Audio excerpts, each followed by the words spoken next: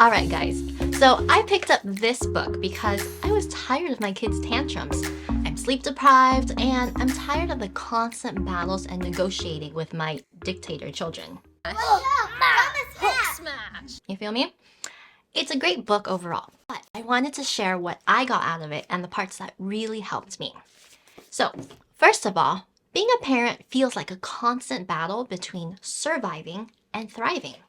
And no matter how hard I try to follow different parenting approaches, like not yelling, not threatening, or bribing, it's just not cutting it. So here's what you have to do. Parent with the brain in mind. This is called the whole brain perspective. Huh? The brain pretty much decides who we are and what we do. But did you know that a child's brain doesn't fully form until the age of 25? 20 freaking 5. And that's because the brain is awesome. It has all these responsibilities that requires time to develop. I mean, the brain has so many parts and so many jobs that at times it's almost like your brain has multiple personalities. Does that sound familiar? Some rational, some irrational, some reflective, some reactive. No wonder your child can be sweet one moment and then a raging banshee the next. So the key to thriving is to help integrate all the different parts of the brain so that it can work together as a whole. Okay, so think of it this way. Imagine the organs of your body. They do different things, right? You've got lungs that breathe air, your heart to pump blood, and your stomach to digest food. But in order for the whole body to be healthy, these organs need to be integrated. So integration of the brain is the same thing. And it's simply linking the different parts of the brain to make a balanced, well-functioning whole. So what are the parts we have to integrate? Well, we have the right brain, the left brain. We also have the upstairs brain and the downstairs brain. Let's say hi to these guys. Meet the right brain, the creative, spontaneous side of a child's brain. This side is holistic and non-verbal because it speaks through emotions. It looks at the big picture and it cares about meaning and feeling and experiences. This is the part of the brain that loves to sing and dance and just be silly. Then you've got the left brain. This dude's logical and literal.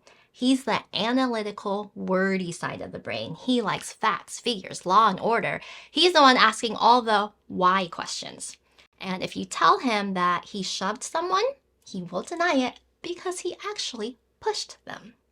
And as crazy and different as these two cats are, it's important for them to act in harmony so that our children can value both their emotions and their logic. So here's one way to integrate lefty and righty. It's called connect and redirect. So what does your child get upset about lately? Mine's been throwing fits about going to school, even though he's happily been going to school every day for the past 5 years. But in moments of time constraints, it's my easy default go-to, the command and demand mode. You know, the you have to go to school or the police will come and take you away. But if we use connect and redirect, it's easier to surf the underlying emotional wave. Now, it's important to remember that connecting is not about logic, no matter how frustrating that can be for us logical adults. But it's not about making sense. It's practically nonsensical. It is about validating your child's current state of emotions. We're dealing with this free-spirited, frou-frou right side here. So you can do things like acknowledge your child's feelings. Use nonverbal signals like physical touch, empathetic facial expressions, a nurturing tone of voice, and non-judgmental listening. In other words, you're going to speak right to right in order to bring your child's brain to balance. Once the right is calmed, then you can talk to the left side and redirect to the specific issues. We just have to remember that when the brain's balanced, it's easier to go through logical explanation and planning. Once I've connected with my son and he feels comforted, I can then remind him of how much he loves seeing his friends at school or how he's excited about an upcoming school project. But I wouldn't have been able to do that if I didn't comfort him first. Just remember, the hard part is you might have to give it some time before you can swoop in with all the logic. Okay, so another strategy that parents commonly don't think they have time for is called name it to tame it. This is about storytelling. When my kids fall, I used to say, "Oh, don't cry, it's okay, you're fine. Just be more careful." It sounds nice enough, right? But this subtle message of dismiss and deny can actually be detrimental to the formation of a child's brain. Go figure. The emotional right side is hurt, and this is a great time to integrate the left brain by allowing your child to tell the story. So, when your child falls, try name it to tame it. "Oh, you fell? That can hurt. I saw you running and you tripped and scraped your knee. Then what happened?" You allow your child to be a part of the narrative, which gives them control and comfort. And as they fill in the details, emotions, reasonings, all of that will start to surface. So then that screaming, "Oh, it hurts," can actually turn into a, "I'm scared and I need you to hold me." Asking them questions shifts the emotional state to the left side and brings balance to the whole brain. And check this out. This especially works when a child goes through painful, disappointing, or scary moments. Some parents think it's best to avoid talking about negative experiences because it might reinforce the pain or might make things worse. But telling the story is often exactly what children need, both to make sense of the event and to move to a place where they can feel better. Okay, now say hi to our other brain friends, the upstairs and the downstairs. So imagine your brain is a house. The downstairs brain is responsible for basic functions like breathing and blinking, for innate reactions and impulses like fight or flight, and strong emotions like anger and fear. And then the upstairs brain. This part is more evolved and it gives you a fuller perspective of the world. So you can imagine a second-story library with skylights that allow you to see things more clearly. Mental processing, things like that happen here. Thinking, imagining, and planning.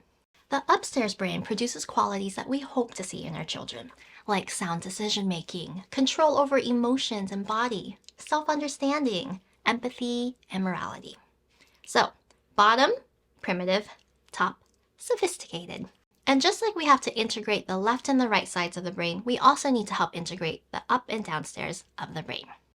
Now, here comes the part where you just have to be super patient. Like super patient. The downstairs brain is well developed at birth, like a turnkey house. But the upstairs level, well, that's not fully renovated until about the age of 25. The second level goes through massive construction in the first few years of life and then an extensive remodel during the teenage years, which then lasts into adulthood. So, do you remember the qualities I listed earlier, like sound decision-making and control of bodies and emotions? Well, this part of their brain isn't fully developed yet. So take a look at your child when they're raging and yelling, and just remember, they don't know. Kids are pretty much trapped downstairs. Sure, they may go upstairs and sneak around and play for a bit, but with all the construction going on, they'll have to head back downstairs eventually. And without that full use of the upstairs brain, we'll see things like kids flying off the handle, making poor decisions, and showing lack of empathy and self-understanding. So, how can we use this information in real life? Can you recall a time when your sweet child suddenly went into full-on tantrum mode? You see, most parents believe that the only good way to respond to a tantrum is to ignore it. Otherwise, you give your child power over you to do it over and over again, right? But now that we know a bit more about how the up and downstairs brain works, we can also better identify two types of tantrums. An upstairs tantrum is when a child decides to throw a fit. Oh, they know they are pushing your buttons. This is when they cry, but suddenly stop if you threaten to take away, let's say, their iPad privileges. They're able to stop and control their emotions and their body to make the logical decision that will allow them to keep their iPad. This type of upstairs tantrums calls for firm boundaries and a clear discussion on appropriate and inappropriate behaviors. You're teaching them things like respectful communication, patience, and delayed gratification. But if we take a look at the downstairs tantrum, this is completely different. In a downstairs tantrum, here you have a child that is so upset they are no longer able to use their upstairs brain. So imagine a baby gate that's blocking the path going upstairs to that library of clarity that we're building. Their stress hormones are flooding their tiny little bodies, literally making them incapable of controlling their emotions. They've flipped their lid or lost their mind.